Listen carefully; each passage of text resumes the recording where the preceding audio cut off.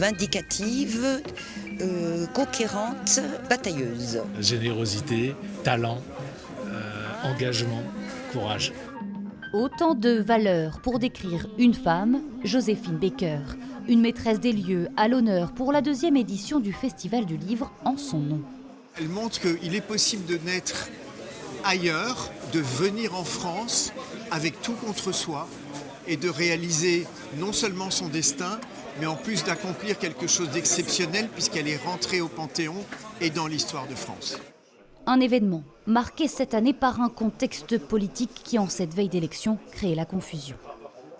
Ça antagonise, ça fracture, ça disloque, ça décrédibilise le débat politique et ça banalise aussi certains contre lesquels on prétend se battre. Donc voilà, fuyez les extrêmes, fuyez les fous furieux. Un festival pour porter la mémoire et les combats menés par cette icône de la résistance, symbole de la lutte contre le racisme et l'antisémitisme, des discours qui font encore écho aujourd'hui. Toutes ces valeurs républicaines qui visent à accueillir l'autre dans sa diversité, à l'intégrer, à travailler et construire ensemble. Cet exemple, il était particulièrement important pour la LICRA de les mettre et de la mettre en valeur.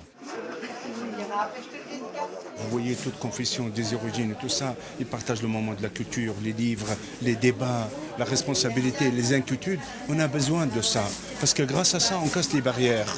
Il n'y a pas de peur, on ne peut pas avoir peur. Parmi ceux qui ont pris Joséphine Baker comme exemple, sa tribu Arc-en-Ciel, ses enfants, qui souhaitent porter aujourd'hui un message d'espoir. Quand on perd une bataille, on ne perd pas la guerre. Et puis il faut se relancer et essayer de trouver une personne qui respectera les notions premières d'égalité et puis de fraternité. Au total, une trentaine d'auteurs engagés étaient réunis avec la présence du parrain de l'événement, Andrea Casiraghi, représentant de la famille princière de Monaco, ultime refuge de Joséphine Baker.